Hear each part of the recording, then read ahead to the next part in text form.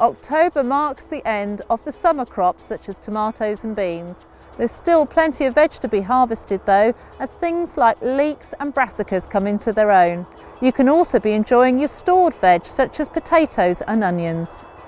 Now that the summer veg is finished, it's time to start enjoying the hardy veg such as this kale. The lovely thing about harvesting at this time of year is there's no rush. The colder weather means things will stand in the ground for a long time, so you only need to pick what you want to eat at that time.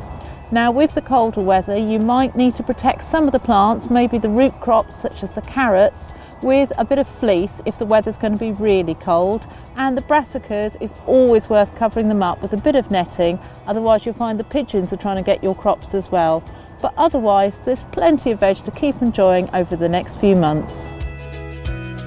Most of the summer veg has been harvested by now, but if you've been growing some exotic crops like okra or these sweet potatoes, they need as long a growing season as possible in the UK, so October's really the time to harvest them. It's starting to get cold now as well, so they definitely need to be coming out of the ground. Now, if you're tempted to grow sweet potatoes again next year, look out for a variety called Carolina Ruby, which has done very well for us when we've been growing it at our gardens at Capel. And also make sure that you give them plenty of water and grow your plants through some black plastic, as this helps to warm up the ground and give them every advantage you can. The Eskimo carrots that I sowed back in August are now ready to come into the greenhouse as it's starting to get a bit too cold outside. Indoors they'll carry on growing and we should be getting some lovely fresh roots in January or February. It's come to the end of the season now in the greenhouse. With the colder nights, there's not much chance of the tomatoes ripening any further, so it's a good idea just to pick any green ones that you've got and then pop them in a paper bag and then pop in a banana. What the banana will do is release a gas called ethylene. This helps tomatoes and lots of different types of fruit ripen. So if you pop it in there, you should get most of them pretty red.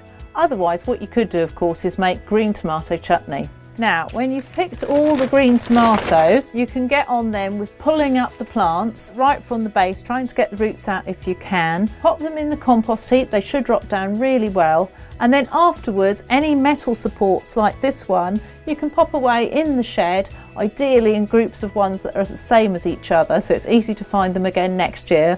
And then you'll have a lovely clear greenhouse border ready for some winter crops. Now that the tomatoes are being cleared, I'm going to use the greenhouse border to get one more crop in for this year. I'm going to be sowing some salads. I've got mixed leaves here, and I've also got a winter lettuce called Winter Density. They can just be sown straight into the compost of the border, and then we should be getting a crop probably late November, early December. And if you want some more leaves into the new year, carry on sowing like this every couple of weeks until about November. We harvested the pumpkins and the squash from the vegetable garden back in September, and they've been in the greenhouse ever since, curing.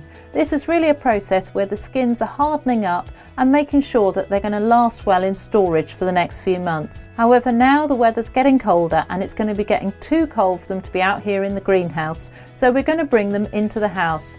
Find a cool space such as under the stairs or in the utility room, and they should last for several months. A good tip is to eat the pumpkins and butternut squashes first, as they don't last as long as the winter squash. The shallots, onions and potatoes that we picked at the end of the summer are now being stored for use over the next few months. We've tipped them out into a tray today because we want to be able to check over them to make sure that any of them haven't gone soft, or maybe there's signs of damage that we missed earlier. We'll look over all the crops, giving them a nice little gentle squeeze, and then afterwards they can go back into their storage.